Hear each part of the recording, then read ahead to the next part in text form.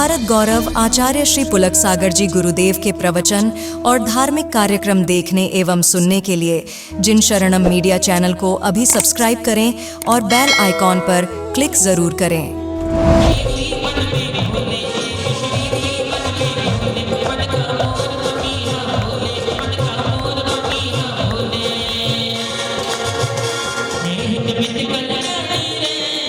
श्री पुलक सागर जी महाराज जो कि केसरिया जी में विराजमान है। ऋषभ कथा गुरुदेव के मुखारबिंद से सुबह जब सबने सुनी तो ऐसा लग रहा था कि गुरुदेव और बोलते जाएं और हम ऋषभ देव के बारे में और सुनते जाएं और अपने जीवन को धन्य करते हैं। ऐसी ऋषभ कथा जो ऋषभ देव के बारे में पूरी जानकारी, पूरा वर्णन हमें यहाँ देखने को मिलेगा। कल हमने भगवान के गर्भ कल्याणक के उत्सव मनाए, होता पूर्व रूप। अभी थोड़ी देर के बाद ऋषभ कथा के बाद हम कल आज रात्रि में उत्तर रूप देखेंगे। भगवान के गर्भ कल्याणक जो 16 स्वप्न देखे हैं उसका फल क्या है, आज ये अपन देखेंगे। कल प्रातःकाल आपको ठीक 8 बजे यानी 8 बजे आपको उपस्थित होना है। ध्यान से सुने सभी इंद्र, 8 बजे आपको उपस्थित होना है। ऋषभ कथा प्रारंभ हो जाएगी। 10 बजे तक वह ऋषभ कथा चलेगी।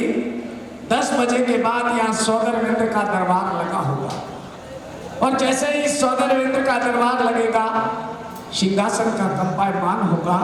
अवध ज्ञान से जानेंगे और जन्म कल्याण की खुशियां और बधाइयां प्रारंभ हो जाएंगी। उसके तदुपरांत सौदरवेंद्र जी, उसके तदुपरांत आप यहाँ से विशाल जुलूस लेकर नगर के प्रमुख मार्गों का भ्रमण करते हुए वापस यहाँ पधारेंगे।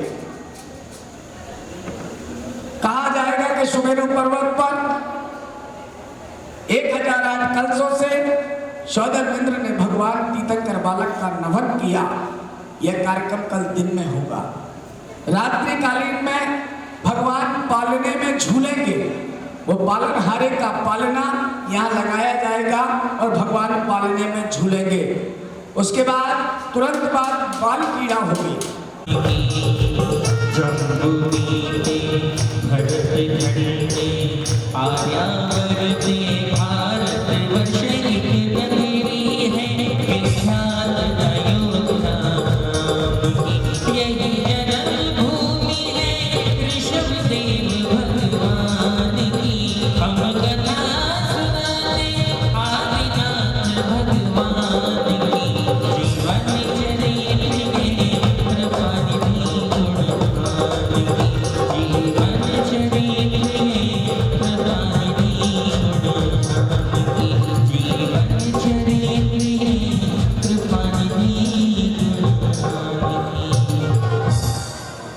आइए।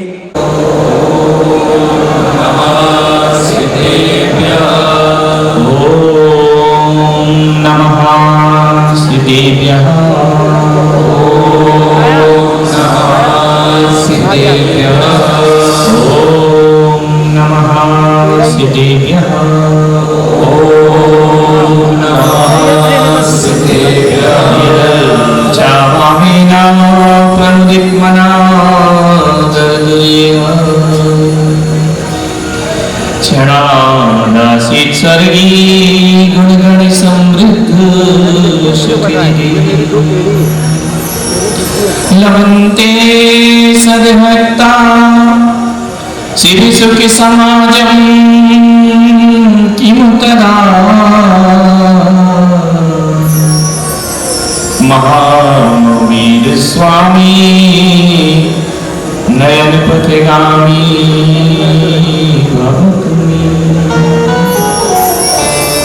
महावीर स्वामी नयन पथगामी महावीर स्वामी नयन पथगामी आदिम तीर्थंकर प्रभु आदिनाथ मुनिनाथ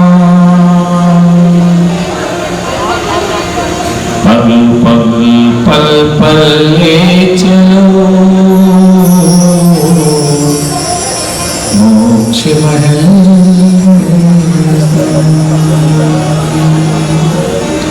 बोलिए ऋषभदेव भगवान की जय। बोलो महावीर भगवान की जय। परम पूज्य गुरुदेव आचार्य श्री पुष्पदंत सागर जी मुनि महाराज की अहिंसा परमो धर्म की जय। बोलो भारत गौरव राष्ट्र शासन आचार्य श्री पुलक सागर जी गुरुदेव की जयकारा गुरुदेव का। जय गुरुदेव। प्यारी प्यारी अध्यात्मा, सुबह प्रातः काल कथा का वाचन हुआ। बड़े भक्ति भाव से, आनंद भाव से आपने कथा का श्रवण किया।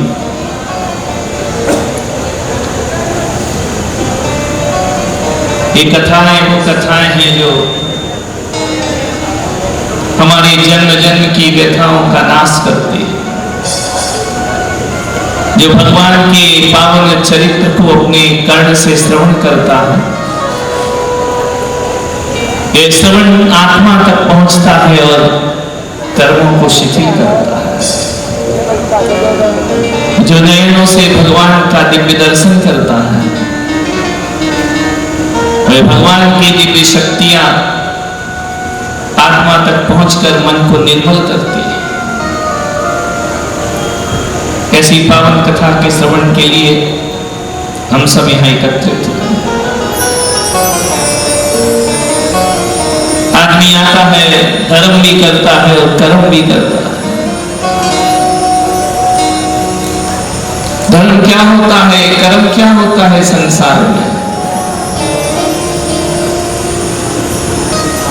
जो सुबह से शाम के दैनिक कार्य हम करते हैं वह सब कर्म होते हैं। हम बोलते हैं, चलते हैं, उठते हैं, बैठते हैं, सोचते हैं, ये सब कर्म है। हम रोते हैं, हम हंसते हैं, हम जागते हैं, हम सोते हैं, ये सब कर्म हुआ करते हैं। प्रत्येक प्राणी दिन भर में एक दो नहीं असंख्यात कर्म करता है। हो सकता है कि तन से यहां बैठे हो, मन घर में बैठा हो, यह भी एक कर्म है। मन दुकान में हो, यह भी एक कर्म है। मन व्यापार में हो, यह भी एक कर्म है।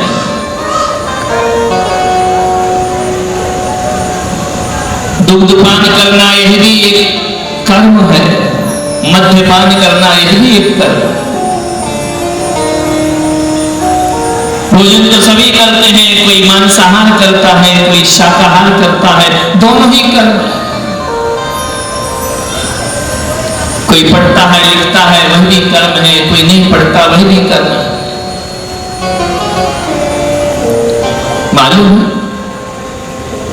धर्म क्या होता है? धर्म वह होता है जो तुम्हारे कर्म में उचित अनुचित का भेद करता है। दूध पीना या शराब पीना दोनों पेय पदार्थ,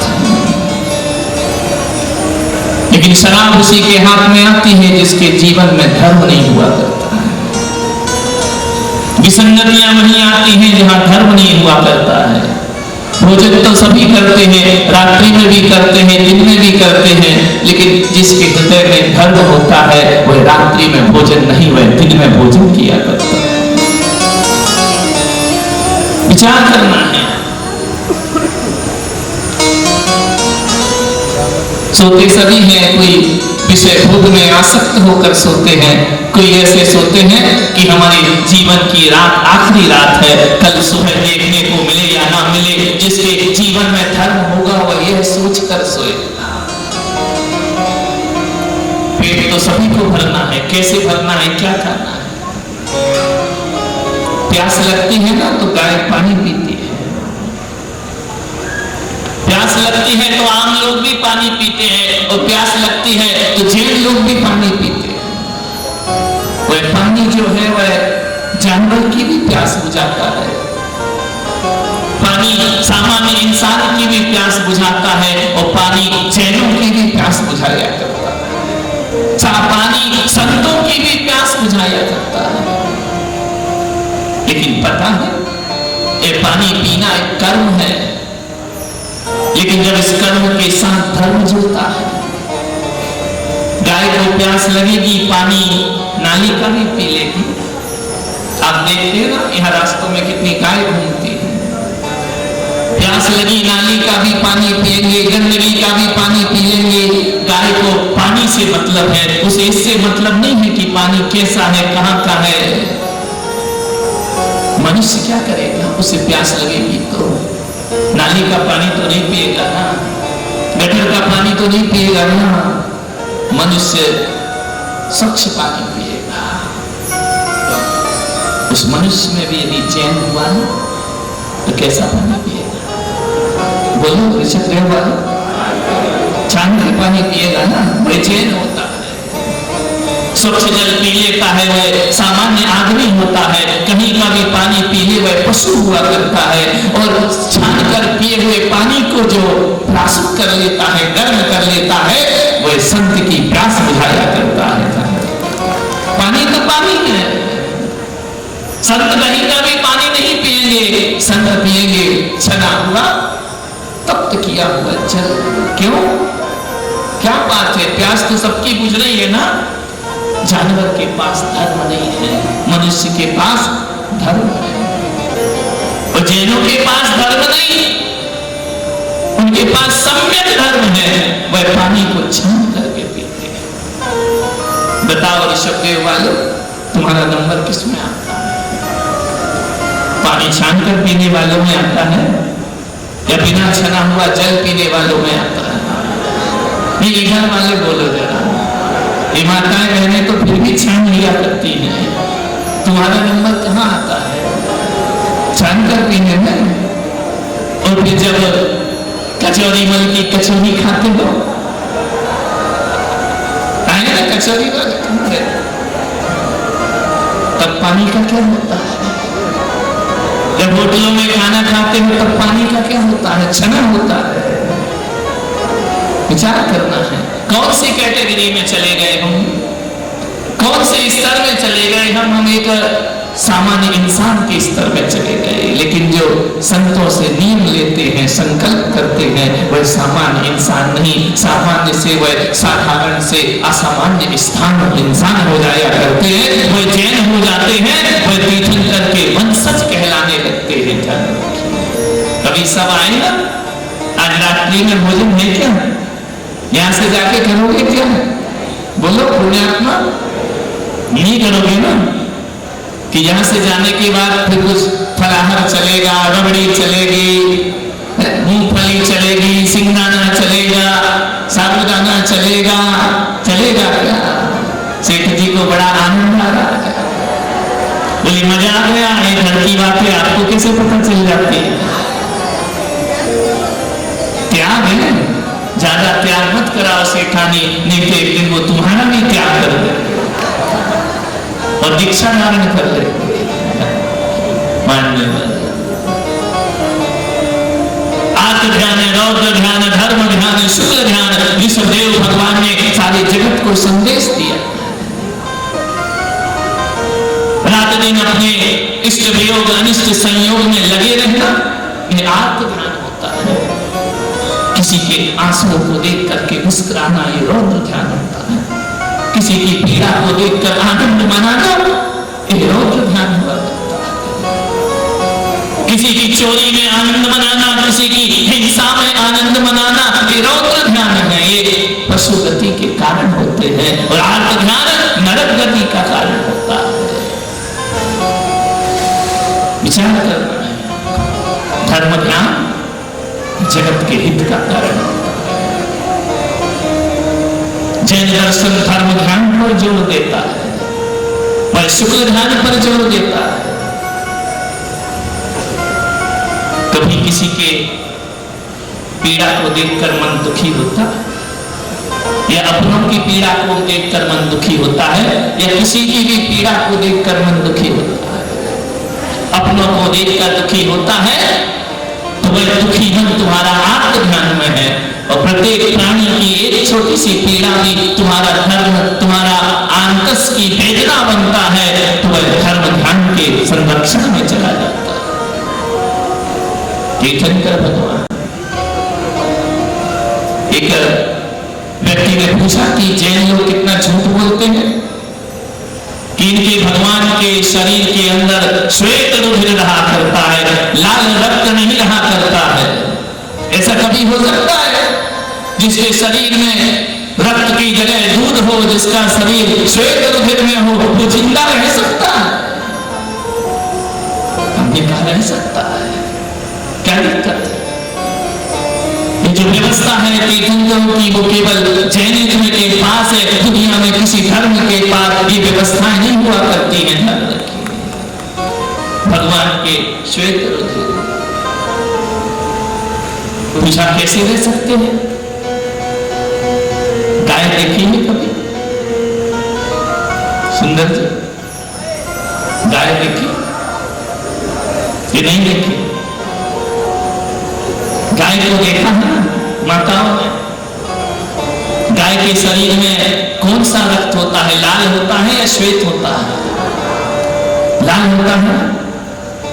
उसके थन में, उसके स्तन में लाल रक्त होता है। कोई यदि उसे तलवार मारे तो लाल रंग की धारा बहती है, लेकिन जब उसी गाय के थन पर, स्तन पर कोई उमड़ता उसका बछड़ा जब रमाते हुए चला आता है तो वही लाल रक्त दूध की धार बन करके बह जाया करता है। ध्यान रखिए, स्थान वही है, वही खून है, वही श्वेत दूध की धारा है। मान्य रासायनिक परिवर्तन है, केमिकल परिवर्तन। अपने बेटे को देख करके आंखें भराया करती हैं, अपने पुत्र को देखकर आंचल भराया करता है। ये भावनाओं का खेल। जब तक संतान ना होना तो दूध नहीं आया करता है। संतान के जन्म होते ही मां के आंचल में दूध आ जाए। कैसे आ गया? ये घटना कैसे घट गई? ये भावनाओं के दम पर घटा करती है, पवित्र भावना है। कभी एक प्रयास करना, यहां से घर जाना, 3 महिलाएं 4 महिलाएं, एक गिलास ले लेना, चीनी ले लेना, नींबू ले लेना, और क्या, थोड़ा बर्फ ले लेना, और मिलाकर उनको शिकंजी बनाना। क्या बोलते हो तुम? शिकंजी बोलते हैं ना? 3 महिलाएं यदि शिकंजी बना, उतना ही सामान हो, उतना ही पानी हो, उतना ही उसमें नींबू हो, तीनों के स्वाद अलग अलग होंगे या नहीं होंगे? तो पदार्थ तो वही है, सामान तो वही है, स्वाद में अंतर क्यों आ गया? माँ का बनाया भोजन अलग होता है, पत्नी का बनाया भोजन अलग होता है, पुत्र वधू का बनाया हुआ भोजन अलग होता है। और तो और जब पत्नी पीहर चली जाए तो अपने हाथ से बनाया हुआ भोजन का स्वाद कुछ और हुआ करता है। जली रोटी भी बड़ी स्वादिष्ट लगाकर वो अपने हाथ से बनाया है, सामान वही है, पदार्थ वही है, लेकिन सबके स्वाद में अंतर कैसे आ गया? बताओ कैसे अंतर आया? वही चीनी, वही शिकंजी, वही पानी, सब कुछ वही है, स्वाद में अंतर है। क्यों है ये अंतर? ये भावनाओं का अंतर होता है। अपने घर में रोज भोजन करते हो, शादी के चौकी का भोजन बनाते तुम ही हो, लेकिन स्वाद में अंतर होता है? नहीं हुआ करता है। जमीन आसमान का अंतर हुआ करता है। जब संत के चौके में भोजन करो तो ध्यान रखना, उसका स्वाद नहीं, वो भोजन नहीं, वो गुरु कृपा का प्रसाद हुआ करता है, जिसे लोग ग्रहण करके अपने जीवन को धन्य माना करते हैं। विचार करना, सब भावों का खेल, धर्म ध्यान, पदार्थ नहीं बदलना, घर नहीं बदलना है, क्या बदलना है? भाव बदलना। भावनाओं को बदला तो वही जीवन सार्थक होता है, और भावनाएं पतित हो गई तो जीवन निरर्थक हो जाएगा करता है। राजा अरविंद कुंवरन को प्राप्त हुए, सुबह कथा सुनी थी राजा। सुबुद्धि मंत्री ने कहा कि महाराज महाबल, आपके पूर्वज आपके खानदान में जो हुए राजा अरविंद, आप देखिए पूरी अलका नगरी विदेह क्षेत्र की बात है, आज भी जानती है कि आपके वंश में राजा अरविंद का क्या हुआ। मृत्यु को अपने ही शस्त्र से घात को प्राप्त मालूम है। जब हाथी के बड़े बड़े दांत होते हैं, जब दांत गिर जाते हैं, उन्हें काटा जाता है तो हाथी का सिर नीचा हो जाता है। किसी सर्प के फन में यदि नागमणि लगी है, उस नागमणि को निकाल लिया जाता है ना, तो सांप तेज रहित हो जाया करता है। सरोवर में खिल रहे कमल सूर्य अस्त हो जाए तो कमल कैसा हो जाता है? बोलिए, देखा है ना, कमल बंद हो जाता है, मुरझा जाता है, निस्तेज हो जाता है, पूरे जीवन को समाप्त कर लिया करता है। माननीय पिता अरविंद की मृत्यु होते ही पुत्र कुरुविंद का चेहरा झुक गया, कुमला है चेहरा, इस भाव से कि पिता सदगति को प्राप्त नहीं हो, दुर्गति को प्राप्त हुआ। अपने ही बारे में सोचते रहे, अपनी पीड़ा में सोचते रहे, अपने दर्द के बारे में सोचते रहे। जो इंसान केवल अपने बारे में सोचेगा, अपने बारे में जिएगा, अपने लिए ही सब कुछ करेगा, दुर्गति का पात्र बनेगा। जगत के लिए भी कुछ करो। आज मैं ऋषभ देव में आकर चातुर्मास कर रहा हूँ और एक दो घंटे आपके बीच बोल रहा हूं ना, तो ध्यान रखना, ये मत सोचना कि मैं कोई बहुत बड़ा काम कर रहा हूं। अपनी सदगति की व्यवस्था में अपने हाथों से कर रहा हूं। मेरी सदगति है, मेरा जीवन का सौभाग्य है, धन्य भाग्य है कि हमें भगवान की कथा पढ़ने का सौभाग्य प्राप्त हो रहा है। आप सुने ना सुने, आपकी मर्जी। मैं कौन हूं? कभी देखा है रात को एक पहरेदार होता है ना, रात को आवाज लगाता है, जागते रहो जागते रहो जागते रहो। तो क्या उसकी आवाज लगाने से सब जाग जाते हैं या सोते रहते हैं?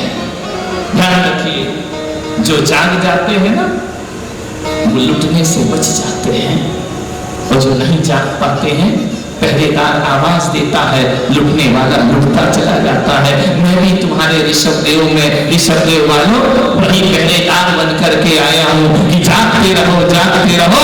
जो जागेंगे उनके बेड़ा पार हो जाएगा, जो नहीं जागेंगे उनका जीवन लुटते रहेगा, विषय में, वासना में, संसार में, पापों में परिग्रह। राजा अरविंद जाग नहीं पाए, सारा शरीर मुरझा गया संसार की असारता को देखते हुए। महाबल ने कथा सुनी। महाबल कौन? पता पड़ेगा ये महाबल कौन है।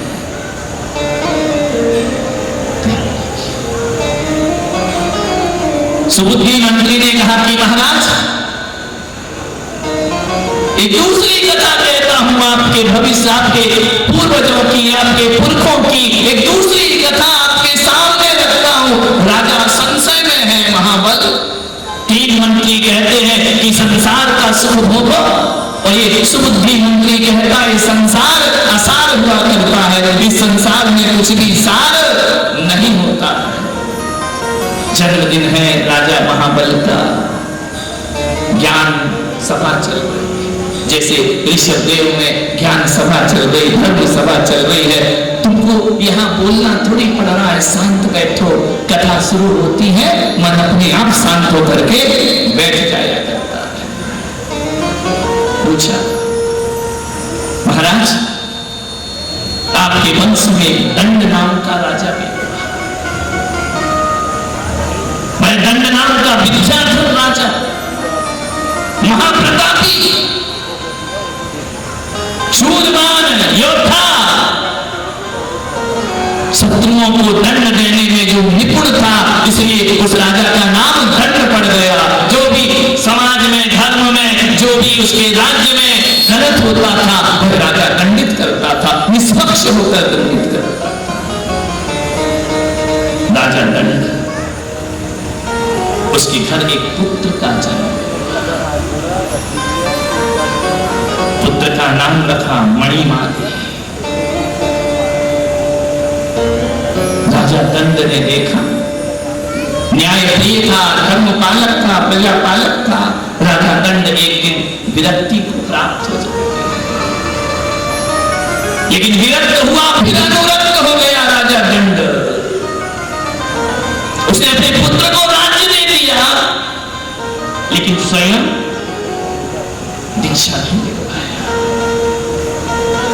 व्रतों के मार्ग को नहीं अपनाया, संयम के मार्ग को नहीं अपनाया। राजा दंड अपने राज्य को, अपने पुत्र को राज्य दे करके खो गया, विषय खो गया। अब मैं मुक्त हो गया, अब ये राज्य तुम चलाओ, मैं जी भर के विषय भोग करूंगा। तुम भी सोचते हो ना कि बुढ़ापे में सब कुछ कर लेंगे, कुछ नहीं होता बुढ़ापे में। हाथ पैर जवाब देते हैं, शरीर जवाब देता है। जब शरीर साथ था तब कुछ नहीं किया। भजन करो मस्त जवानी है बुढ़ापा किसने देखा है, मस्त जवानी में जो कुछ करना है करो। राजा विषयों में आसक्त हो गया। मालूम है ना, जितनी इंद्रियां शिथिल होती हैं उतनी इच्छाएं प्रबल होती हैं। दांत टूट जाते हैं तो चना खाने का मन होता है, आंख ने काम नहीं देखी है तो रूप देखने का मन किया करता है। जितना विरोध करो इंद्रियों का उतनी इंद्रियां बढ़ती चली जाती है। वासनाएं तृप्त नहीं होती, इंद्रियां जवाब देती हैं, इच्छाएं जवाब नहीं दिया करती। विषय भोग में लीन हो गया राजा दंड। और एक दिन मृत्यु को प्राप्त होता है। न कभी दान दिया, न पूजा की, न पाठ की, न मुनियों का परिग्रहण किया, न मुनियों के दर्शन किए, न धर्म किया। जो भी किया कर्म, मैंने कहा था ना कि कर्म तो कर्म है। जब धर्म साथ होता है तब पता पड़ता है कि क्या करना चाहिए और क्या नहीं कर। उसने धर्म का साथ छोड़ दिया।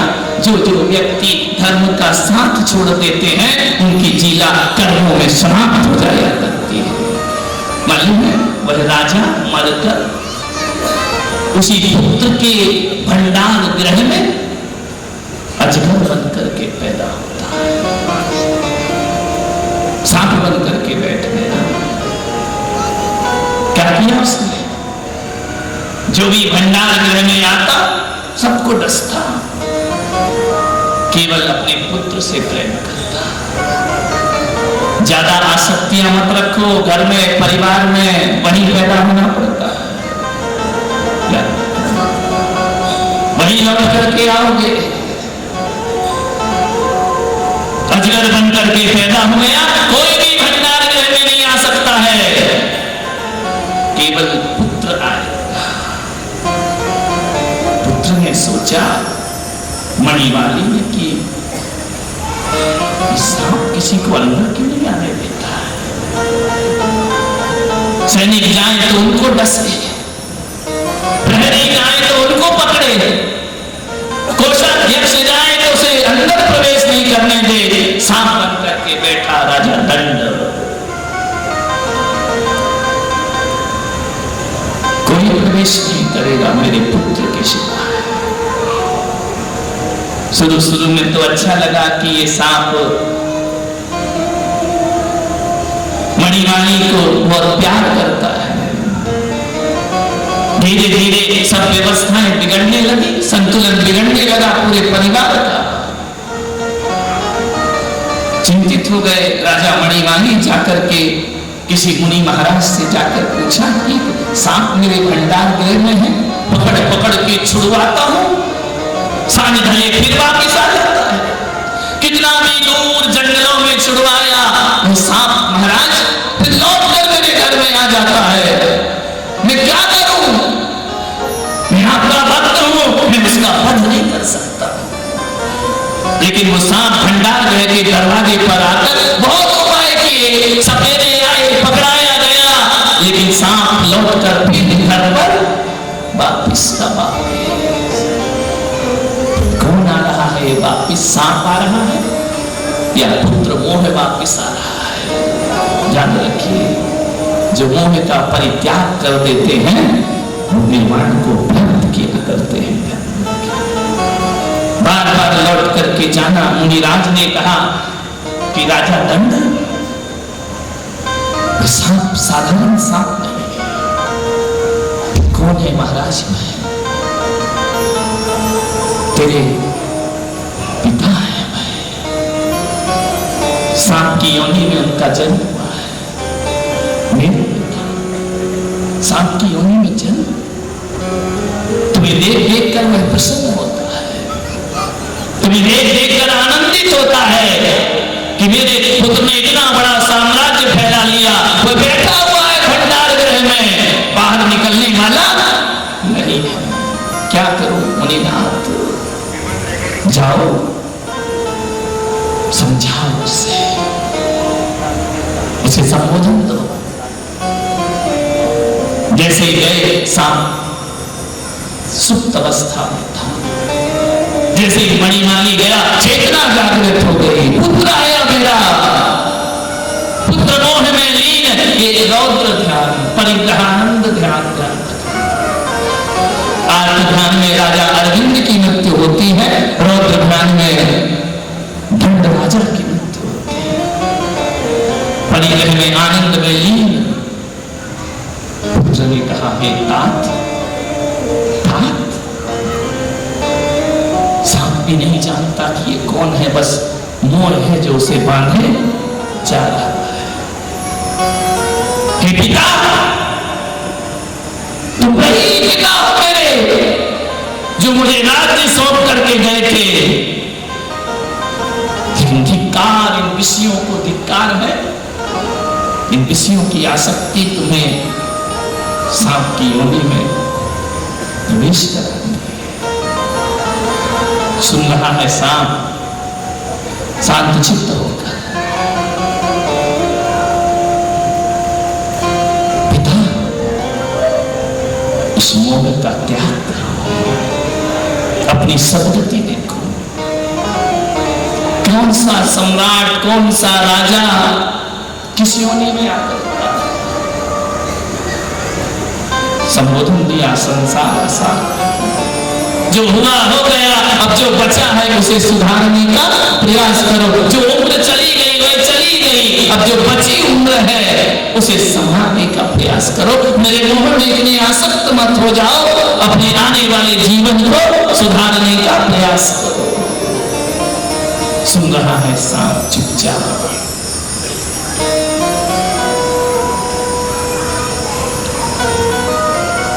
कैसे छोड़ो?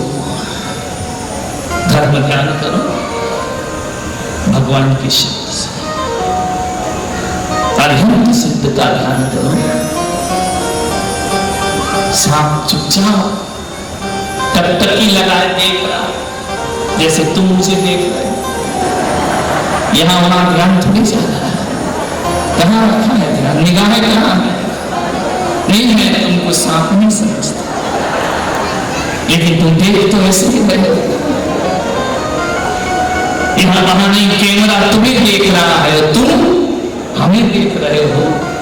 और हम यहाँ बैठकर तुम्हें उसे देख रहे हैं जो सबको दिखाई नहीं दिया करता है। वह परमात्मा हम तुम्हें देखने का प्रयास करो। प्रत्येक आत्मा के भीतर सोया हुआ परमात्मा होता है। उपदेश दिया अजगर को, सांप को।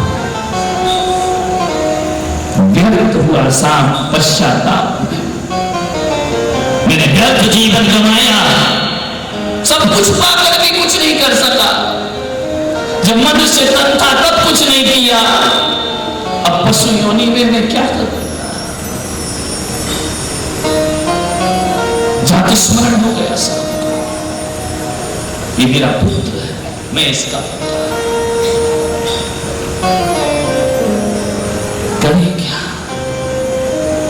मोह पाश का नाश करो, विषय भोग से छूटो।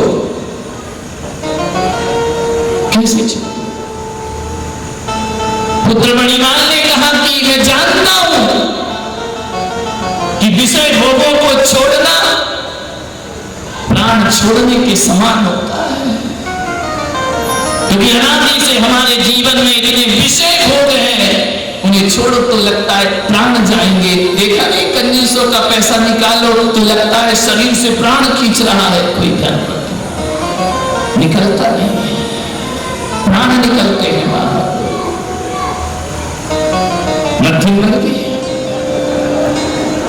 फेरे से काम नहीं चलने वाला है,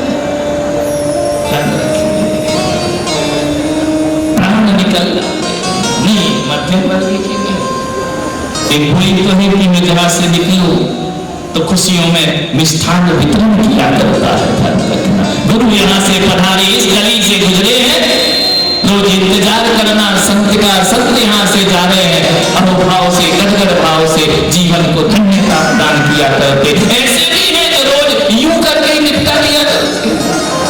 मैं रोज जाता हूं बड़े, कई तो ऐसे ही करके निपटा देते हैं। जय महाराज, धन्य हो, इधर मत देखो। कई पलक पावड़े बिछाकर इंतजार करते, ये नाना जीवा, नाना कम्मा, नाना भागा। कई पद प्रक्षालन की थाल लेकर खड़े रहते हैं। कई ऐसे भी होते हैं जिन्हें जैन कहना भी बड़ा मुश्किल लगता है। कैसे कैसे लोग बेटियों पर केसरिया नाथ के रहते हैं। ऐसा नहीं करना कि अब मैंने कथा में बोल दिया है तो कल से बिल्कुल लाइन लग जाएगा। इतना कचौरी खिलाओगे, इतना पेड़े खिलाओगे, डाइजेशन बिगड़ जाएगा लोगों का। क्या करे? अजगर ने कहा कि मैं करूं क्या? मोह पास से बाहर आओ, तृष्णा से बाहर आओ पिता। इतना सुनता है वैसा धर्म रूपी औषधि मिलती है, प्राण विसर्जन हो जाता है। मनुष्य में मरा तो सांप बना, सांप में मरा तो देव। कैसी विचित्र कर्मों की लीला है। मनुष्य से देवगति में नहीं जा सका, सर्प बन करके देवत्व को प्राप्त करता है। एक मेंढक हाथी के नीचे आता है, क्षणाकाशीन स्वर्गीय क्षण भर में स्वर्ग चला जाता है। एक बैल नमोकार सुनकर के स्वर्ग चला जाता है। एक कुत्ता जीवन भर स्वामी से नमोकार सुनकर के स्वर्ग की यात्रा करता है। तो हे ऋषभ देव वालों, तुम तो पुलक सागर से ऋषभ देव का चरित्र सुन रहे हो। अनुगति कैसे हो सकती है? सद्गति होती है संतों के मुख से भगवान का चरित्र। जानवर तर जाते हैं तो क्या भगवान हमारा अनुभव नहीं है? देव बना, देवगति में जाने के बाद अंतर मुहूर्त में यौवन अवस्था को प्राप्त हो जाते। वहां छोटे से बच्चे नहीं बनते हैं, वहां अंगूठा नहीं चूसा जाता है, वहां घिसट घिसट के नहीं चलते हैं, वहां चलना सीखना नहीं पड़ता है। देवत्व तो देवत्व है, पैदा होते देवों की रिद्धियां प्राप्त हो जाती है। ज्योति स्मरण हुआ अवधि ज्ञान कि किसने मुझे देवत्व में भेज दिया। छोटी स्मृति गई, धारणा चली जाती है, देह के छूटते कौन है जिसकी वजह से मैं देव बना। याद आया कि वही है जिसने मुझे पशु पर्याय से मुक्त करके देवत्व को उपलब्ध कराया। स्वर्ग से उतरकर अपने पुत्र के घर में आता है। हे राजन, तुम्हारा उपकार मानता, तुमने मुझे दुर्गतियों से बचाने का प्रयास। तुम न होते तो मैं दुर्गति से न बचता, मैं संसार में भटकता, संसार की बीतियों में रहता। तुम मिल गए, तुमने बड़ा उपकार किया मुझ पर। राजा ने पूछा तुम कौन हो? मैं तुम्हारा पिता, पिछले से पिछले जन्म का पिता। देखो मैं देव बन गया हूँ और अपने कंठ में पहना हुआ मणियों का हार ये करके पुत्र के गले में डाल दिया। तुमने मेरा बड़ा उपकार किया, तुमने मेरा बड़ा सत्कार किया, तुमने मेरे जीवन को धन्यता प्रदान की। ध्यान रखना, अपने कंठ का हार पीढ़ी दर पीढ़ी राजा, जो कंठहार तुम पहने हो ये तुम्हारे पूर्वजों का दिया गया नीलमणि कंठ का हार है, जो तुम्हारे गलों में उपस्थित है। देखता है महाबल कि ये हार तो मेरे पिता ने दिया है, और मेरे पिता को मेरे पिता ने दी, उनके पिता ने दिया, उनके पिता के उनके पिता ने दिया। आज ये हार राजा मणिमाल से महाबल के गले तक आ गया। तुम्हें मालूम है ना, अपने सास ससुर क्यों ये उपहार हमें देते हैं, क्यों सोना चांदी देते हैं? ताकि अतीत में कभी कोई स्मरण हो, जाति स्मरण हो, तो समझ में आए कि हमारी पीढ़ी दर पीढ़ी कौन हमारे पुरखे थे, कौन हमारे पूर्वज थे।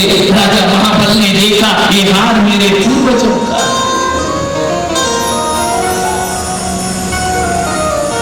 आनंद से भर गया। सुबुद्धि मंत्री ने कहा, यह महाबल राजा, ये तुम्हारे वंश की घटनाएं हैं, इसे धर्म बुद्धि पूर्वक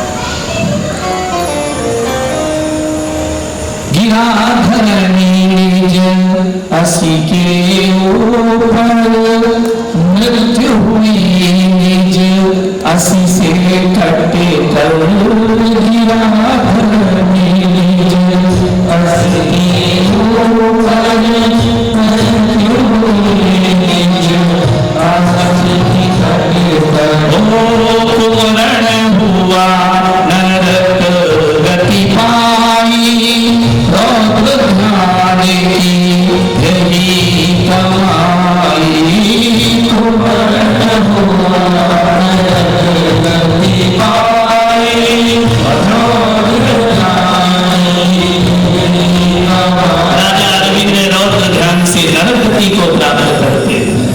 कथा दुती का नर नाथा, कथा दुती सब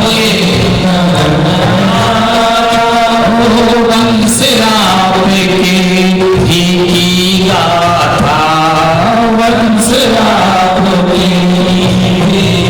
गाथा। ओ दंड राम विद्याधर धीरा, दंड राम विद्याधर धीरा, नृत्य हुए प्रतापी वीरा, नृत्य हुए प्रतापी वीरा। मणिमाल नामक सुत पाया, मणिमाल नामक सुत पाया, युवा हुआ युवराज बनाया, युवा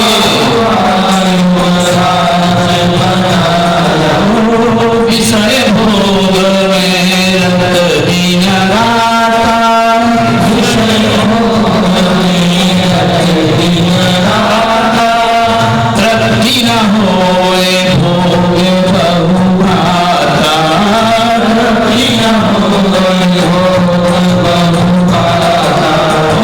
तीर भाव इस आर्त ज्ञानी का, तीर भाव इस आर्त ज्ञानी का, बंधन बनाते अंश खाने का, बंधन बनाते अंश खाने का। मरा तो अजगर का तन पाया, मरा तो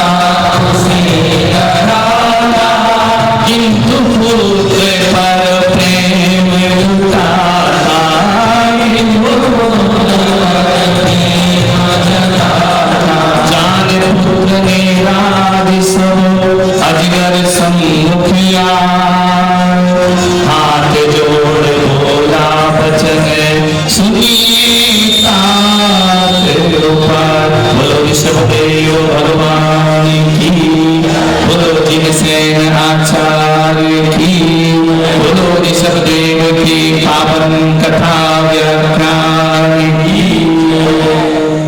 जोड़ करके हाथ विनय कर उसको समाधिस्थ कराए। देव बना मणिमाल लाकर पहना दिया।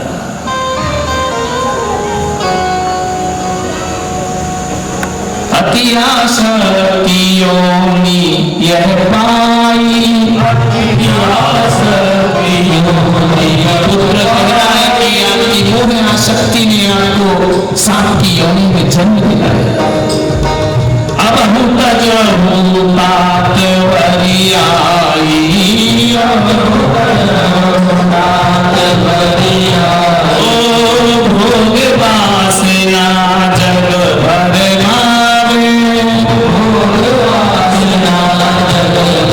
मावे, चौरासी में भ्रमण करावे,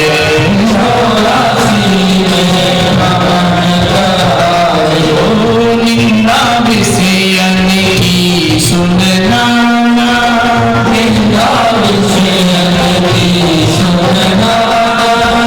अजगर चेत जगा कुछ ज्ञाना,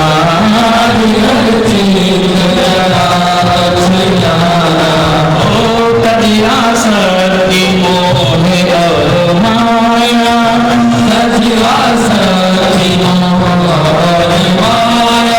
भोजन त्याग जीवो परदाया,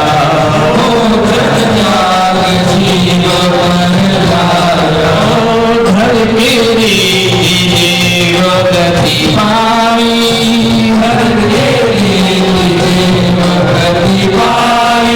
यहाँ पूर्व भाव से दिखाई,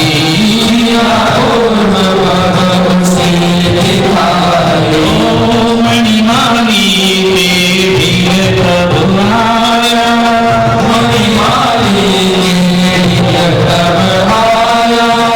होता नहीं है हार देव गणी पाप हिराया,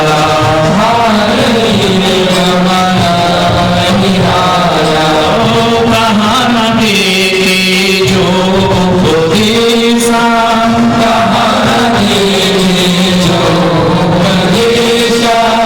होता नहीं देव का भेषा,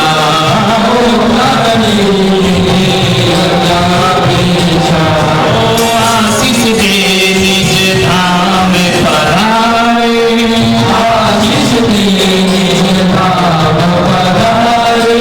वही हार रब कंठ तुम्हारे,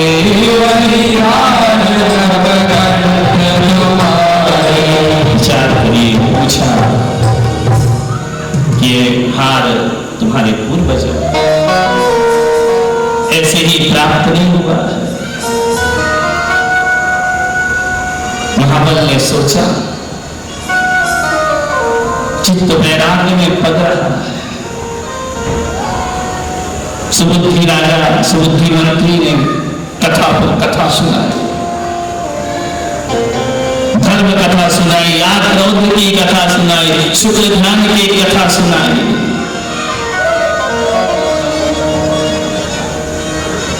एक दिन राजा से सुबुद्धि महामंत्री ने कहा कि भगवान महाराज ये मैं सुमेरु पर्वत की वंदना को जाना चाहता, धर्मात्मा मंत्री था, वंदना को जाना,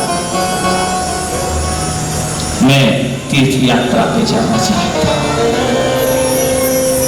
मैं सुमेरु पर्वत की वंदना करूंगा, 16 तीर्थंकरों को नमस्कार करूंगा। ने कहा कि मंत्री जाओ, धर्म कार्य में हम किसी के बाधा नहीं पहुंचाते। सुबुद्धि मंत्री गया सुमेरु की वंदना, तो मुनि महाराज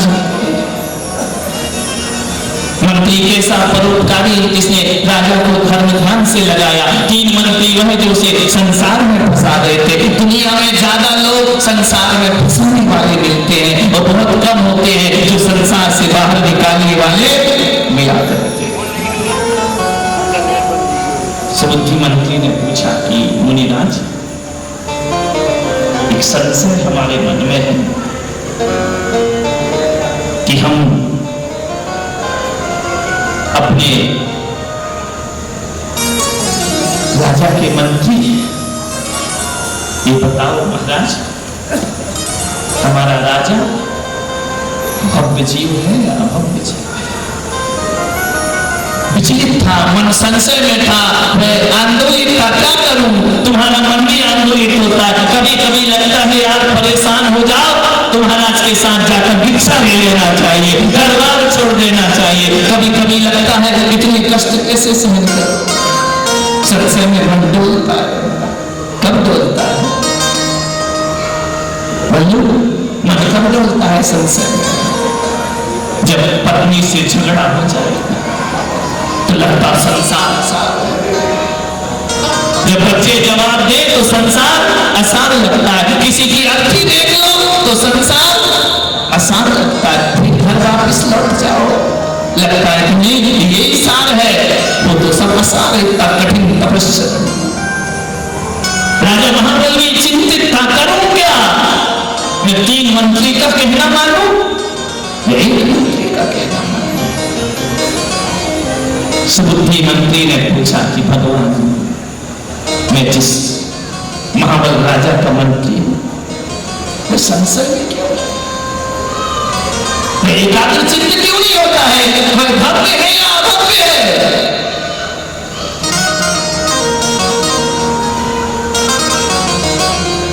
मुनियों ने कहा कि हे मंत्री, निश्चिंत रहो, निश्चिंत रहो।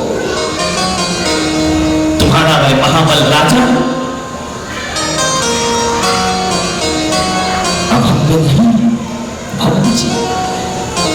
भव्य और अभव्य जानते क्या होता है? भव्य क्या होता है? अभव्य। जो मोक्ष जाने की योग्यता रखता है उसे भव्य कहा जाता है, और जो मोक्ष कभी नहीं पा सकता है वह अभव्य जीव हुआ करता है। लाख जन्म में तपश्चर्या कर लो, निर्वाण की प्राप्ति नहीं होती है। कभी माताएं बहनें देखना, जब मूंग बनाती है ना, उस मूंग में कुछ पत्थर मूंग आ जाती है। क्या होता है उसका? क्या बोलते हो तुम? हाँ, जो भी मूंग, क्या होता है उसकी दशा क्या होती है? उसको कितना भी गर्म करो, उबालो, वो सीझती नहीं। भगोने में तो छोड़ो, प्रेशर कुकर में भी रख दो तो भी वह पत्थर मूंग कभी सीझती। अभव्य जीव है जो कभी भी निर्वाण को प्राप्त नहीं करते हैं, धर्म को प्राप्त नहीं करते। कितना भी सत्संग कर रहे, उनका मन विषय भोगों में ही लगा रहता है। वे भव्य जीव होते हैं, भावी निर्वाण भागवत। मुनि बोले निश्चय ही भव्य महाबल जान, आगामी युग के तीर्थंकर भगवान। बोलो ऋषभदेव भगवान। यहाँ से ऋषभदेव की यात्रा शुरू होती है। ये महाबल जो राजा है ना तेरा, 10वें भाव में अयोध्या नगरी में माता मधु देवी पिता नाभि राय के घर जन्म लेकर 10वें भाव में तीर्थंकर रूप में अयोध्या में घर क्षेत्र में जन्म लेगा। ये साधारण जीव नहीं है, इसकी मोक्ष की यात्रा शुरू हो गई है, निर्वाण की यात्रा शुरू हो गई। ये धर्म की शरण में पहुंच गया। सुना मंत्री ने कि प्रथम तीर्थंकर, कल सुबह देखना ये मुनिराजों का उपदेश कि आगामी काल में भरत क्षेत्र में अयोध्या नगरी में जिस जीव का जन्म होगा वह प्रथम तीर्थंकर ऋषभदेव बनकर के खड़ा हो जाएगा। कल सुबह यहाँ जन्म है भगवान। अभी कथा पूर्ण नहीं हुई है, अभी तो उनका एक भाव का वर्णन हुआ। लेकिन मैं संक्षिप्त में बताने का प्रयास करूंगा। कल ऋषभ महाबल का जीव ऋषभ की यात्रा प्रारंभ होती है। कौन जीव कब कहां क्या हो जाए विचार, यहां से सुधार वृत्ति प्रारंभ होती है। कितना संबोधन करना पड़ा महाबल के जीव को, तब महाबल विरक्त होकर संन्यास धारण करते हैं। उपदेश सौम्यत्व की प्राप्ति, अधिगमन सम्य दर्शन जो उपदेश से प्राप्त हुआ करता है। सुना सुबुद्धि ने धन्य हो गया, मैं धन्य हो गया। विचार करो, आगामी तीर्थंकर का मंत्री बनने का मुझे सौभाग्य प्राप्त हुआ। मेरा जीवन धन्य, वो तड़ेंगे जब तड़ेंगे। मंत्री सुबुद्धि ने कहा मेरा बेड़ा पार भी सिद्ध हो गया। तीर्थंकरों के इर्द गिर्द रहने वाले भी निर्वाण को प्राप्त किया करते। जैनियों, तुम्हारा जन्म यदि तीर्थंकरों के वंश में हुआ है, आज नहीं तो कल, कल नहीं तो परसों, परसों नहीं तो परसों, अपने मन में दृढ़ श्रद्धा लेकर लिखना कि आज तुम्हारा मन चित्त धर्म में नहीं लग रहा है, त्याग तपस्या में नहीं लग रहा है, लेकिन जिन कुल में पैदा हो गए हो भावी निर्वाण भाजनम, एक दिन तुम्हें भी निर्वाण की प्राप्ति अवश्य। अब तो अपने को रास्ता मिल गया, भटकना नहीं है। जिन शासन में जीना, जिन शासन में मरना, जिन शासन के लिए सर्वोच्च समर्पित कर, रास्ता मिला ना तुम्हें, कथा से रास्ता मिला ना तुम्हें। एक व्यक्ति ऐसे आए कि मैं कभी इस ऋषभ देव में रहकर भी इतने पास पास मंदिर है, कभी मैं भगवान के दर्शन को नहीं जाता था, लेकिन आपके प्रवचन सुने, आज सुबह मेरे कक्ष में आया, पर्यूषण पर में आपकी क्लास अटेंड की, देव दर्शन की विधि समझी। मैंने कहा अधिकार है मेरा, मनुष्य होकर भी मैं भगवान के दर्शन को नहीं जा रहा, जिनको होकर के नहीं जा रहा। वो व्यक्ति नियम ले लिया, आहार में आने लगा, मेरा ध्यान रखना, चित्त रास्ता मिल गया था, जीवन बदल जाता है। क्षण भर में कब किससे बदल जाए कुछ नहीं कह सकते। हमें रास्तों की जरूरत नहीं है, हमें रास्तों की, सब आनंद के साथ, भक्ति के साथ, क्योंकि हमें अब महाबल राजा के माध्यम से रास्ता प्राप्त हुआ है। हमें रास्तों की जरूरत नहीं है, हमें रास्तों की जरूरत नहीं, हमें तेरे कदमों की निशान मिल गए हैं, हमें कदमों की निशान मिल गए।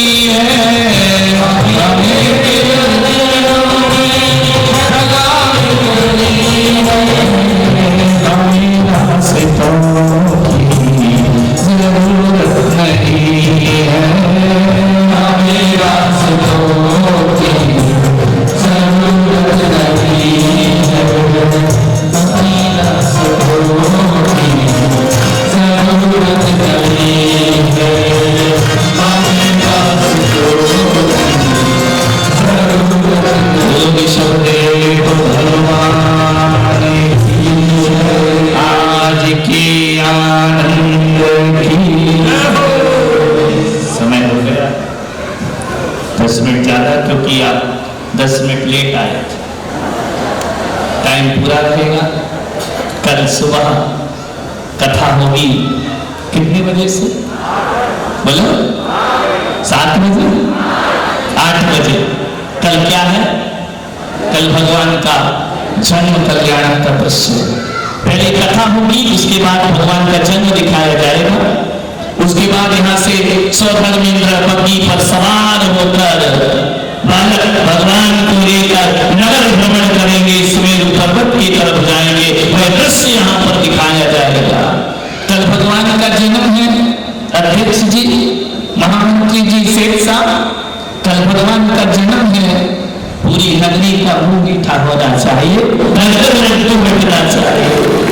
तुम्हारे साधारण से बच्चों का जन्म होता है, मुबारकबाद देते हो, लड्डू खिलाते हो। सेठ जी क्या बोलते हो? कल पूरे शहर में लड्डू बटेंगे, ध्यान रखना।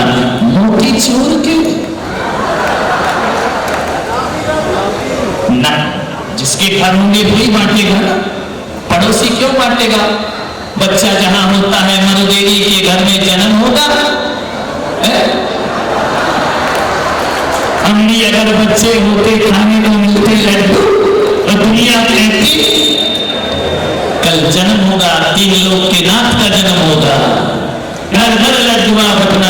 जिन शरणों में जन्म हुआ मालूम है, 250 किलो लड्डुओं का वितरण आदिवासियों को किया गया। सबके मुख मीठे कह गए। क्यों? हमारे 3 लोग के नाथ का जन्म हुआ है, हमारा मुंह मीठा हो जाना चाहिए, घर घर खुशियां होना चाहिए। कल यह कार्यक्रम यहाँ होगा। जल्दी उठना है सो करके। माता तो अभी उठ जाएगी सपने देखने के बाद। तुम्हारे सपने बहुत लंबे चलते हैं। माता पल भर को सोती है, तीर्थंकर को जन्म देती है। तुम्हारा इतना लंबा सपना चलता है, कुछ नहीं होता। फिर वही आलस, फिर वही थका हुआ मन, उठ रहे हैं, चाय पी रहे हैं। नहीं, धूप मचा दो। पूरे ऋषभदेव में ऋषभ कथा का यहाँ पर संचार हो रहा है।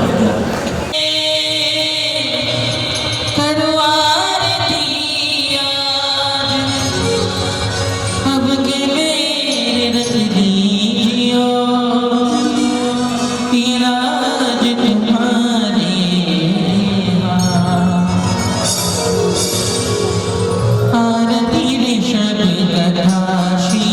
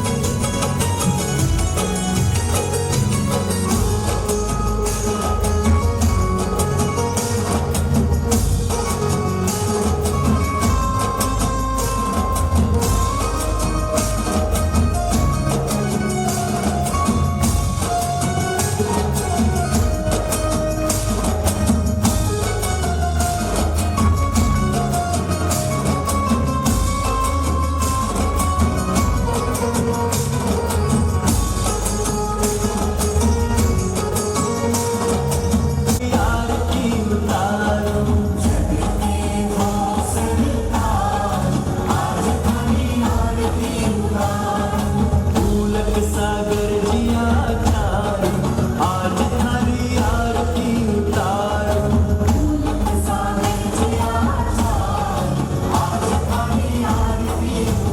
ढोलक सागर जिया चारू, आज थारी आरती उतारू। आरती उतारू थारी मूरत निहारू। जिस घर में हो आरती, मंगल ज्योति जलाए,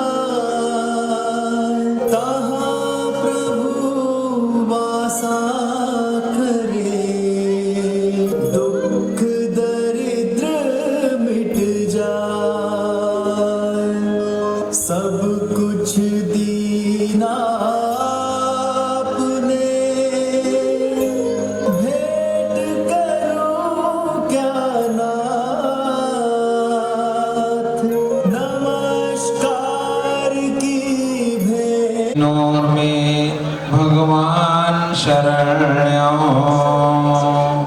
बोली जगत पूज्य आदि ब्रह्मा ऋषभदेव भगवान की, कल्पतरु दिवादिदेव शांतिनाथ भगवान की, भारत गौरव मनोज्ञ आचार्य पुलक सागर जी गुरुदेव की।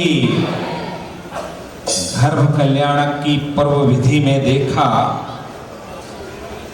जगत जननी मातेश्वरी जो 16 कारण भावनाओं का चिंतन करती है, परिणाम स्वरूप अति विचित्र एक नहीं 16 स्वप्न देखती है। संसार में सभी जीव स्वप्न देखते हैं, लेकिन मातेश्वरी के ये स्वप्न देखना मानो सकल चराचर विश्व का भाग्य एक साथ जागृत हो गया। अवधि ज्ञान से अलंकृत महाराज नाभिराय से जब मातेश्वरी स्वप्न निवेदन करती है, देखिए बहुत सी बहनें भी अपने भी स्वप्न देख रही हैं, बहुत पुण्यबंध होगा। महाराज नाभिराय से जब स्वप्न निवेदन करती है तो वे अवधि ज्ञान से अलंकृत हैं, वे सब जानते हैं, फिर भी मातेश्वरी से कहते हैं तुमने जो स्वप्न देखे क्रम से कहो। और अंत में वे कहते हैं कि हे देवी तुम पुण्यात्मा हो, संसार में जन्म तो सभी देते हैं, लेकिन वास्तविक जन्म तो ये है युगों युगों तक जब जब आरती उतारी जाएगी, जय जय आरती आदि जिनंदा, नाभिराय बरो देवी को नंदा। वे माता पिता, उनका नाम अमर हो गया। 24 तीर्थंकर, उन्हें जन्म देने वाली वह जिन जननी परम पावन हो गई। धनपति कुबेर गर्भ में आने से 6 माह पूर्व, टेंशन में क्यों आ गए, 6 माह पूर्व 9 मास पर्यंत रत्नों की वर्षा करते हैं। और ये रत्न है हीरा, पन्ना, मोती, माणिक, नोट आदि उस समय चलते भी नहीं थे। वैडूर्य प्रयोजन यही था कि जिस प्रांगण में जिनेंद्र सूर्य रूपी जन्म लेने वाले हैं, उस राज कोष को पूर्णतया भर दिया जाए, कोई भी दीन दुखी दरिद्री न रहे। इतने एक बार में 3.5 करोड़ प्रमाण दिन में 4 बार रत्नवृष्टि करते हैं, पृथ्वी को रत्नों से भर देते हैं, किमिच्छिक दान दिया जाता है, जनता दीन दुखी दरिद्री होती ही नहीं है। चारों ओर आनंद मनाया जाता है। मातेश्वरी रात्रि के अंतिम प्रहर में 16 स्वप्न देखने के बाद निद्रा देवी की गोद से जागृत होती है। मातेश्वरी की सेवा में 20 भुवन कुमारी, 16 व्यंतर वासिनी, सूर्य कुमारी, चंद्र कुमारी, कुलाचल वासिनी, इस तरह से 56 दिक् कन्यकाएं सेवा में आई है। इस माँ का पुण्य देखिए। हमारे यहाँ यदि किसी का जन्म होने वाला है तो एक डेपुट किया जाता है और उसको भी जब तक सैलरी दो तब तक काम करे। लेकिन एक माँ ये है जिसके पुण्य की महिमा है कि 56 दिक् कन्यकाएं माँ की सेवा में तत्पर रही। 8 कुमारिकाएं देखी, उसमें श्री री धीरति कीर्ति बुद्धि लक्ष्मी। 6 कुमारिकाएं गर्भ में आने से पहले मातेश्वरी के उस गर्भ का शोधन करती हैं। यह वही गर्भ है जहां जिनेंद्र सूर्य अवतरित होंगे या गर्भ धारण करेंगे। साथ ही शांति पुष्टि अष्ट दिक् कन्यकाएं निरंतर मां की सेवा में तत्पर रहती हैं। मातेश्वरी निद्रा देवी की गोद से जागृत होती है और विचार करती है, ऐसे स्वप्न पहले कभी नहीं देखे। अवधि ज्ञान से अलंकृत महाराज नाभिराय के सन्निकट होती है और स्वप्न निवेदन करती है। यहां से प्रारंभ हो रहा है। आइए भाइयों, कल हमने देखा धनपति कुबेर ने रत्नों की वर्षा की। बहुत से लोगों की झोलियों में वो रत्न गिरे, बहुत सौ ने संभाले, लेकिन मेरे गुरुदेव भारत गौरव संत नकली कोई काम नहीं करते। उन्होंने कहा कि मेरा कुबेर भी जो रत्न बरसाएगा उसके पास कोई नकली रत्न नहीं, असली रत्न होंगे, वो नगीने हैं। और आज कुबेर गर्भ के 6 माह पहले और जन्म के 9 माह उपरांत 15 महीने, जैसा कि पंडित जी ने बताया, वो रत्नों की वर्षा करता है।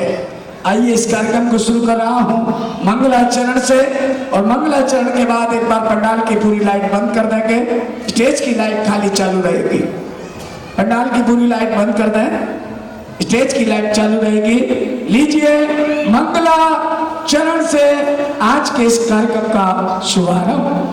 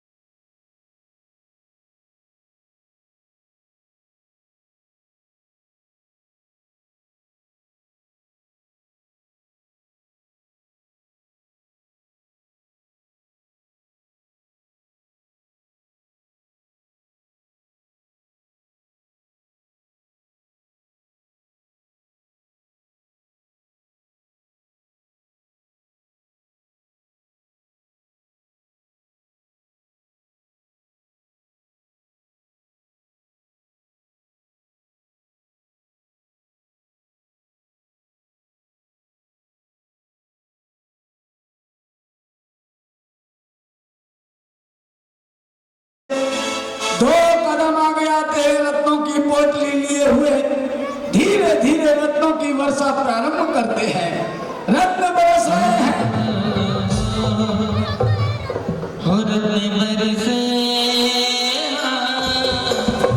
कुबेर इतने रत्नों की वर्षा कर रहे हैं। आप सभी लोग दोनों हाथों को उठा लेंगे, दोनों हाथों को उठाकर बड़ी भक्ति के साथ, बड़े मन के साथ पंडाल की लाइट खोल दें 1 मिनट के लिए। रत्न बरस रहे हैं। रत्न बरसे आज नगरिया में, रत्न बरसे, रत्न बरसे आज नगरिया में, रत्न बरसे, रत्न बरसे आज नगरिया में, रत्न बरसे, रत्न बरसे आज नगरिया में, रत्न बरसे।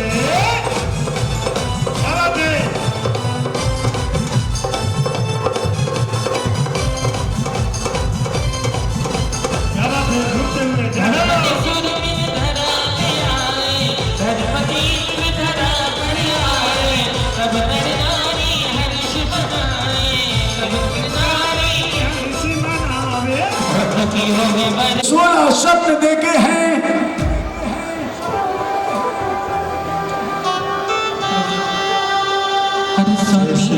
नींद में हो के मगन, सोते सोते देखे मन सोलह सपन, अजब निराली घड़ी आई रे महलों में खुशियाँ छाई, अजब निराली घड़ी आई रे महलों में खुशियाँ छाई।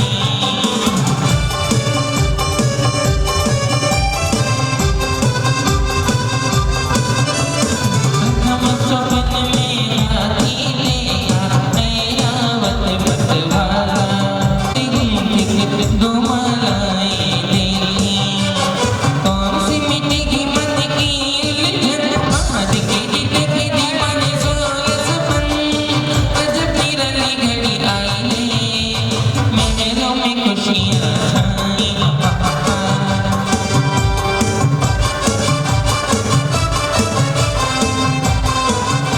तालियां बजाइए। रात का नहीं लगती है।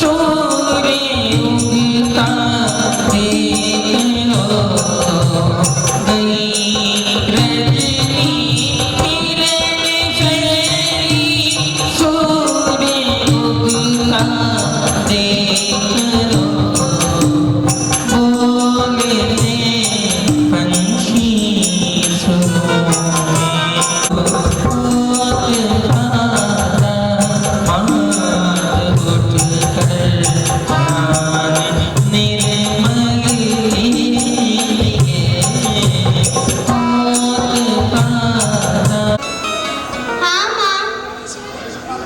हे माता, इसका क्या कारण है?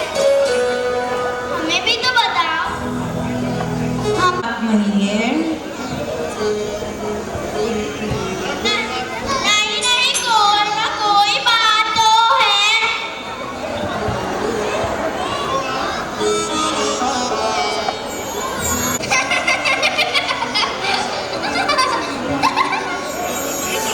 हे माता, वे ऐसे कौन सपने देखे? हमें भी तो बताइए। तो ठीक है माता, हम बावड़ी से जल जल के रहते हैं। और महामयी माता का भरी भरी लाओ, भजन में भरी भरी लाओ।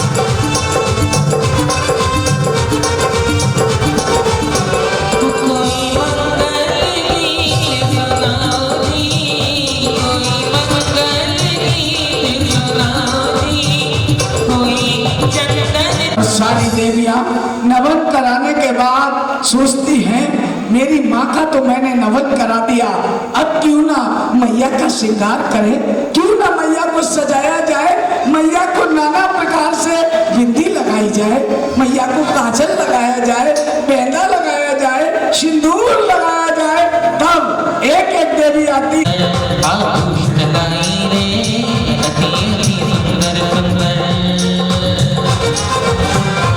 तालियां लगाई, आनंद लीजिएगा। ये देवियां हैं, माता का श्रृंगार कर रही हैं। जरा दोनों हाथ ऊपर उठाइएगा। ऋषभ देव भगवान के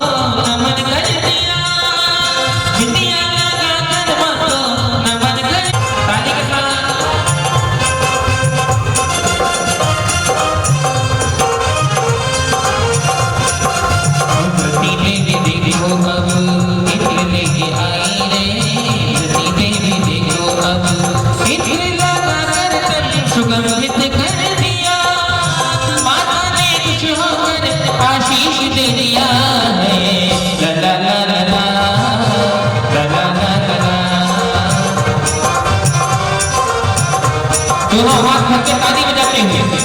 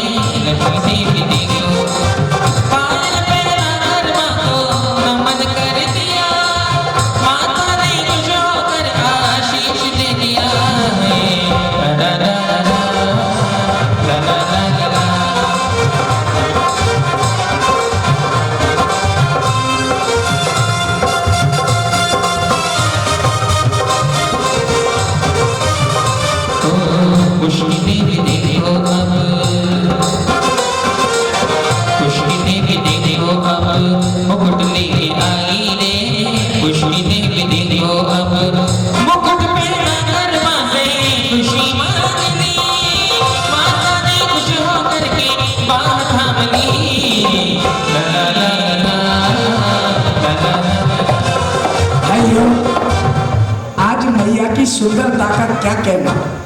आज मेरी माँ बहुत सुंदर लग रही है। तब इधर से इंद्राणी खड़ी होती है, इधर से ये इंद्राणी वो बगल वाली आओ, ये खड़ी होती है और मैया को देख के कहती हैं, हो माता श्रृंगार तेरा लाल है। ओ मैया, आपको माता कैसी लग रही है? जिनको अच्छी लग रही है दोनों हाथों को उठा लो। इधर मलबली लग रही क्या? जगत जननी माता बैठी है, दोनों हाथ उठा कर रही। ओ मैया श्रृंगार तेरा लाल है, ओ मैया श्रृंगार तेरा लाल है, लाल महावर चूड़ी भी लाल है, लाल महावर चूड़ी भी लाल है, भगवत की उमर तेरी लाल है, ओ मैया श्रृंगार तेरा लाल है।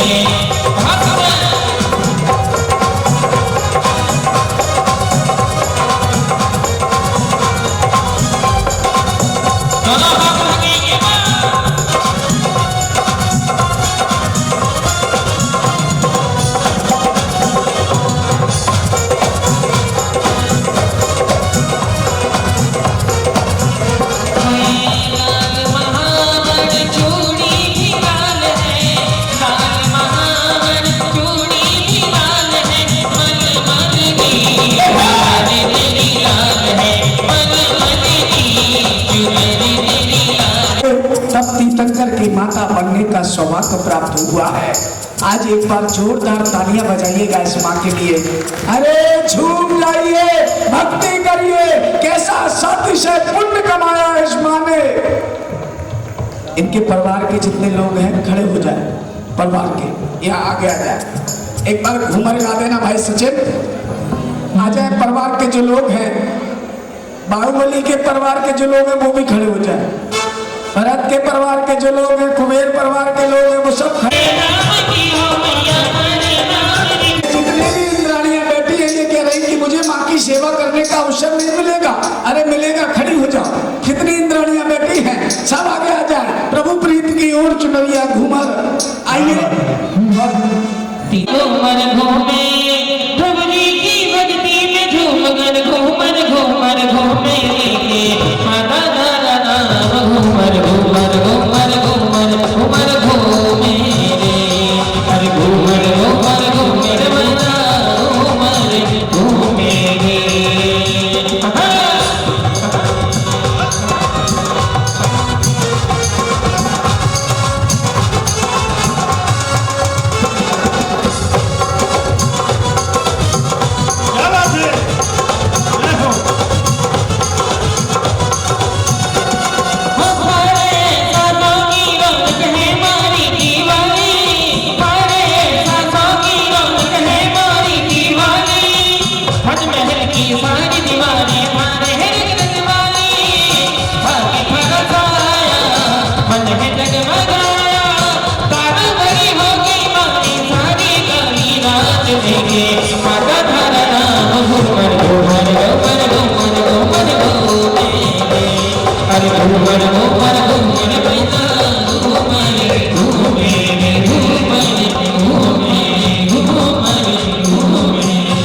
अष्टदेवियां आगे बढ़ती हैं और महामाई माता को महाराजा के दरबार की ओर ले जाने लगती है। हर चांद सरी को मुखड़ो ताको मन है बताए हर चांद सरी को मुखड़ो नहीं अगर नहीं लग जाए।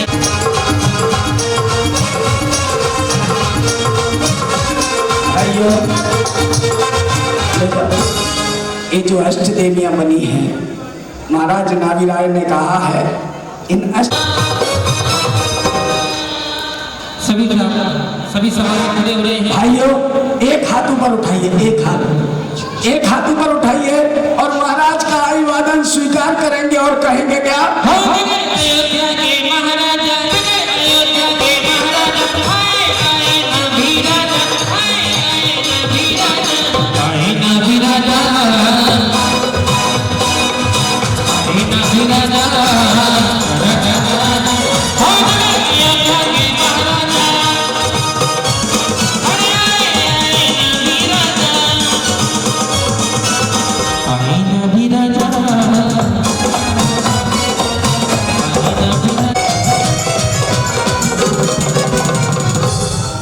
हे राजन, आपको यदि सके तो मैं आपका यह सके अवश्य दूर करूंगा। हे प्रभु, आपके राज्य में आपकी ये प्रजा आपका ही गुणगान करती रहती है। हे महाराज, जिस राज्य में आपके जैसा राजा पिता के समान रहता हो और प्रजा पुत्र के समान रहती हो, महाराज उस प्रजा को कोई कष्ट नहीं हो सकता। महाराज, मैं आपसे और भी बताना चाहता हूँ। हे राजन, आपके राज्य में सिंह और गाय एक ही घाट पर पानी पिया करते हैं। आपकी जय हो, जय हो, जय हो। हे मंत्रीवर, हेलो, हे मंत्रीवर, हमें आप द्वारा राज्य व्यवस्था बताकर अति प्रसन्नता हुई। आप इसी तरह प्रजा की व्यवस्था बनाए, शांति दें। ये सेनापति हमें सैन्य व्यवस्था के बारे में। हे महाराजा धीराज, हे नीति निपुण, हे प्रजा वात्सल्य, हे राजन, जहां आप जैसा राजा राज्य करता हो भला उस राज्य की सैन्य व्यवस्था कभी कमजोर हो सकती है? कदापि नहीं महाराज, कदापि नहीं, कदापि नहीं, कदापि नहीं। हे राजन, आपके हे राजन महाराज को मैं तो करूं प्रणाम कि आया हूं दरबार में, मुझे आपसे काम, ओ मुझे आपसे काम है राजन, इसीलिए मैं आया हूं, इसीलिए मैं आया हूं, इसीलिए मैं आया हूं। सेना की क्या तैयारी की है उसे बताने आया हूं।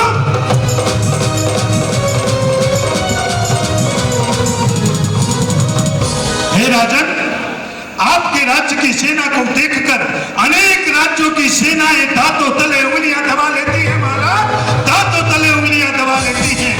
जैसे आपकी अंग सेना, बंग सेना, कलिंग सेना, उत्तराखंड सेना, पैदल सेना, अश्व सेना, गज सेना, मल्ल सेना, इस प्रकार से आपके राज्य की सारी सेनाएं हमेशा तत्पर रहती हैं महाराज, तत्पर रहती हैं। आपको सैन्य व्यवस्था के बारे में किंचित मात्र भी चिंता करने की आवश्यकता नहीं है महाराज। अगर आप कहें तो मैं अपनी सेना का प्रत्यक्ष दिखाना चाहता हूं महाराज, प्रत्यक्ष। आज्ञा है। तो ठीक है महाराज, हमारे राज्य के मल्ल, अयोध्या के अयोध्यशाला के मल्ल हाजिर हो।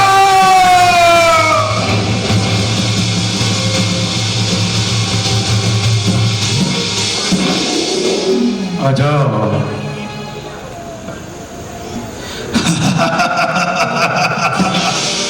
कहो सेनापति, हमें कैसे याद किया?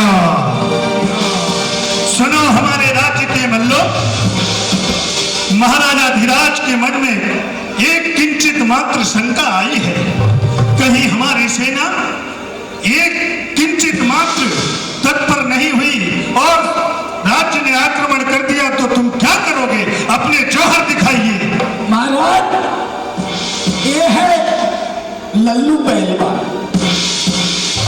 और महाराज ये है कल्लू पहलवान। महाराज एक एक बार में 100 सैनिकों को, 100 लोगों को परास्त करने की ये ताकत रखते हैं। महाराज ये वाला तो बहुत छोटा और खोटा है। पहलवान की हंस रहा है, ठंड लग रही है। आइए इनके जौहर देखिए महाराज, जौहर देखिए। आजा, नहीं छोड़ूंगा, नहीं छोड़ूंगा।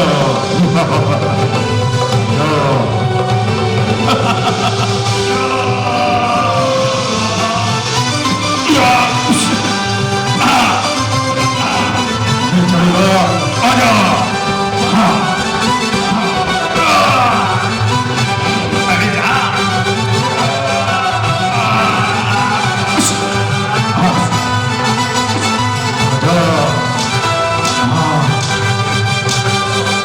एक साथ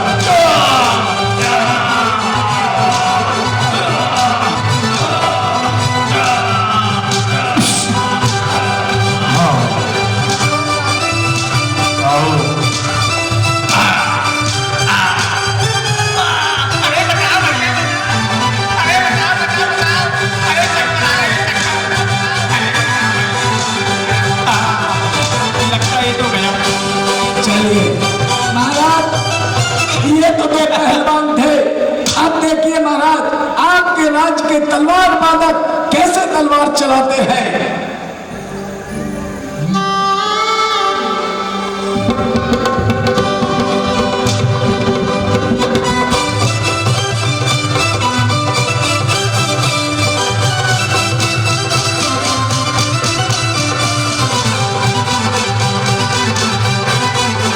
जोरदार तालियां।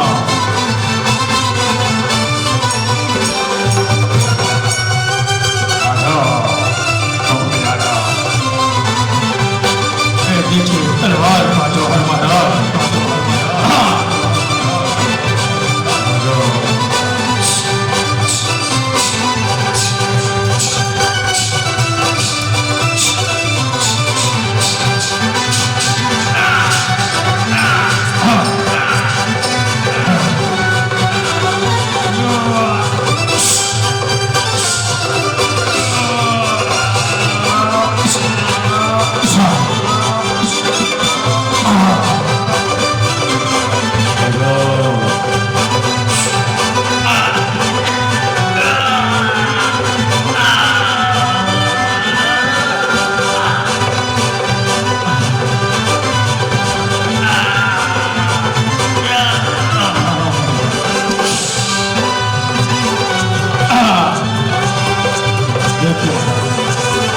हे सेनापति। हे सेनापति, आपकी सैन्य व्यवस्था की जानकारी पाकर हम प्रसन्न हुए। महाराज की जय हो, राजा जी की जय हो।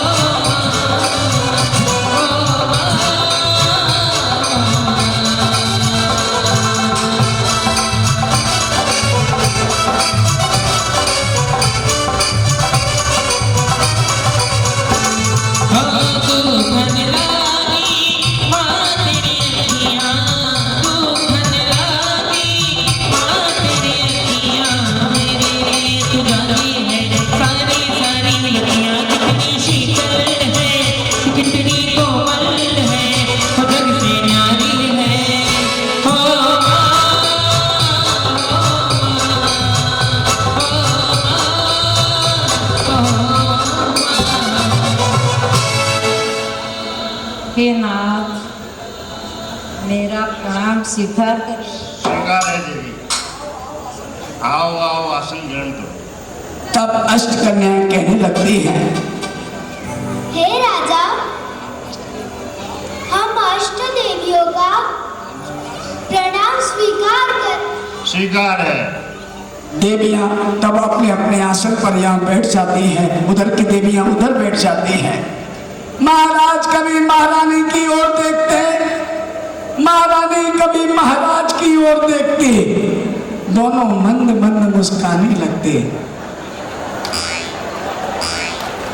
फिर महाराज ने महारानी की ओर देखा, महारानी ने महाराज की ओर देखा, फिर मुस्कुराने लगे।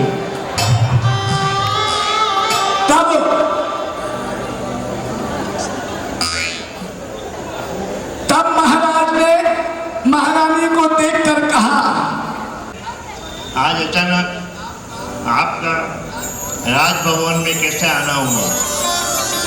हमें बुला लिया होता, हम आ जाते।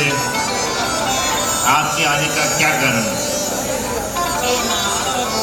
हे नाथ, आज रात को मुझे अंतिम पहर में हमने एक नहीं, दो नहीं, तीन नहीं, 16 सपने देखे हैं।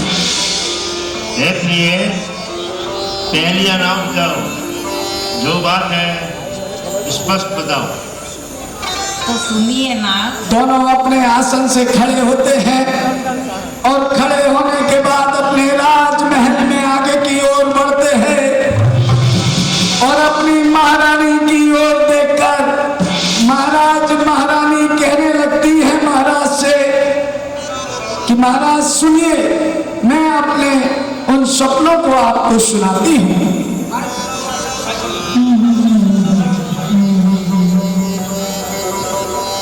मैंने सपना जो देखा,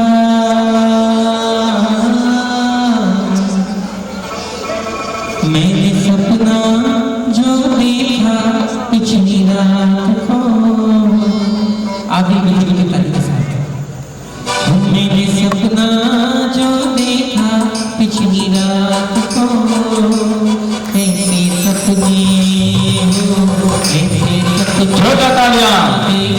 कभी रात को, मैंने सपना जो देखा पिछली रात को, ऐसे सपने न देखे कभी रात को। 16 सपने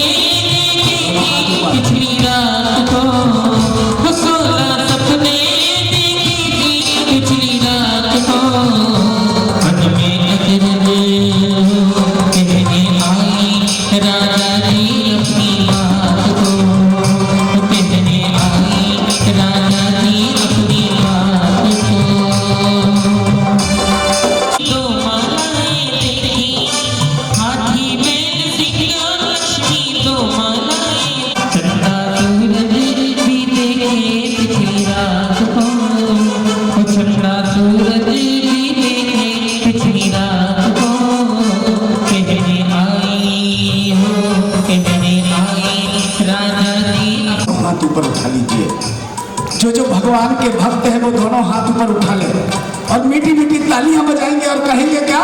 देव विमान दिखा सिंहासन भवन एक धरने गए, देव विमान दिखा सिंहासन भवन एक धरने गए, रतन राशि सपने में देखी कुछ कुछ मन के अंदर, अरे रतन राशि सपने में देखी कुछ कुछ मन के अंदर, निर्धूम अग्नि निर्धूम अग्नि भी देखी पिछली रात को, निर्धूम अग्नि भी देखी पिछली रात को, कहने आई हो कहने आई राधा जी अपनी बात को, कहने आई राधा जी अपनी बात को, तब महाराज राधा जी अपनी बात। नाभि राय ने मनु देवी को देखा और कहने लगे, देखिए ये स्वप्न बड़े फलदायक हैं, मैं तुम्हें